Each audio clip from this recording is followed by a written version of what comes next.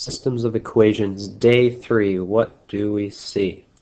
We see two equations and we notice everything is lined up nicely. The x's are stacked, the y's are stacked, everything's right there in order. The equal signs are right on top of each other. So what we'd like to do is add these two equations and eliminate one variable. We look carefully and we ask, are these two actually opposites of each other? The answer is no. We wish one of these was a positive 2y and the other was a negative 2y. So what do we say? We say to ourselves, I wish that this was a positive sign instead of a minus sign. Well, you know what? In math, it's okay if we just change that to a positive sign. Now you're thinking, how can you just go ahead and change the problem? Well, you have to follow the famous rule of equations that says if you change one sign, you have to change all the signs, or else it wouldn't be equal anymore, right? So we're just going to change that, and we're going to change that. So I really haven't changed what the equation means, I've just changed what it looks like. We take the opposite of every term. Now we're in good shape. Now we can go ahead and add all of these parts together, and our y terms will cancel. So notice negative 2y, positive 2y, that all cancels right there. And what do we get? 7x plus 6x is 13x. A negative 23 and a positive 10 makes negative 13. And all we have to do is divide both sides by 13, and we get x is equal to negative 1.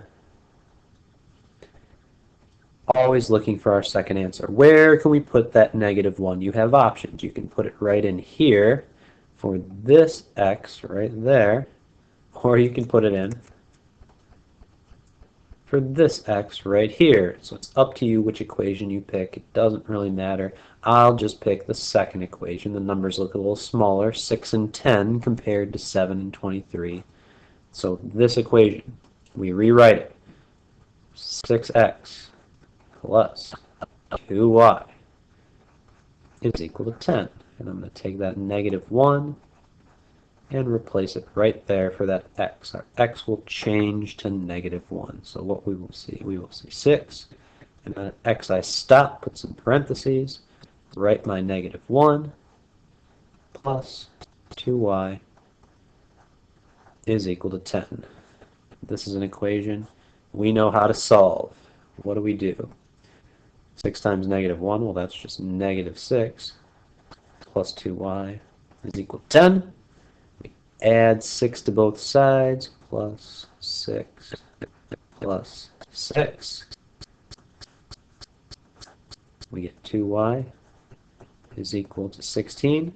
And at this point, you're just thinking 2 times 8 makes 16, so I hope the answer is 8, and that's exactly what happens when we divide by 2.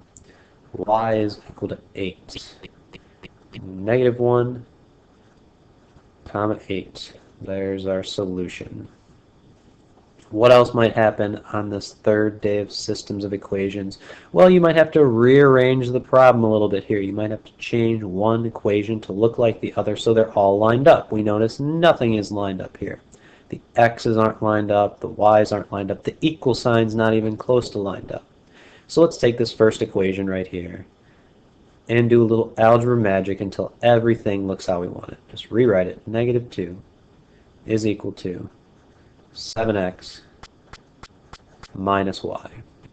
We think to ourselves, what's in the wrong place? Well, I guess everything looks like it's in the wrong place here.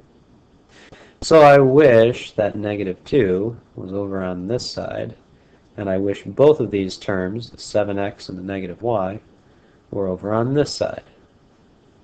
What's the one rule you have to follow when you're rearranging terms? If you cross the line, you change the sign. So 7x on the right becomes negative 7x on the left. Negative y becomes positive y on the left. And negative 2 becomes positive 2 on the right. I just changed the sign of everything. So what now? Well, let me write this original equation down there. This is already in order, the x term, the y term, the number term. So we will write negative 3x plus y is equal to negative 2. Then we just think, do we have opposites? It's clear the y numbers that match, but are they opposites? The answer is no. So what we have to do is we have to change the sign. What we're really doing when we're doing that, we're taking the opposite. It's like we multiply everything times -1. So first term times -1, second term times -1, and the third term times -1. It's important to understand what we're doing in different contexts. You could just switch all the signs, or you can multiply it by -1. It's the same thing. So what are we going to get here? I'm just going to rewrite it so I have some space over here. Negative 7x plus y is equal to my positive 2. Now when we change the sign of everything down here, we've got positive 3x minus y is equal to positive 2. Now we're in business. We see these y terms are opposite. We say that these cancel. We can cross them off. We've eliminated them from the problem. And we're just adding everything up. -7 and 3 make -4. 2 plus 2 makes 4. Got my x over there. And we just divide both sides by -4, divide by -4, and we get x is equal to -1.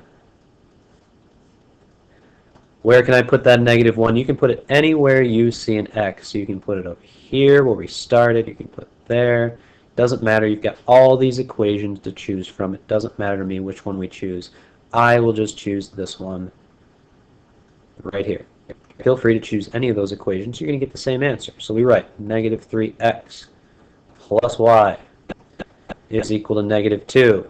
We're going to take that -1 and put it right there for x. So this becomes -3 times -1, and then plus y is equal to -2. Do a little solving here, and we've got our answer. -3 times -1, that's just a positive 3, plus y is equal to -2. And then we're just going to subtract 3 from both sides, -3, -3. And that tells us that y is equal to -5. Here's our two answers, -1, comma, -5.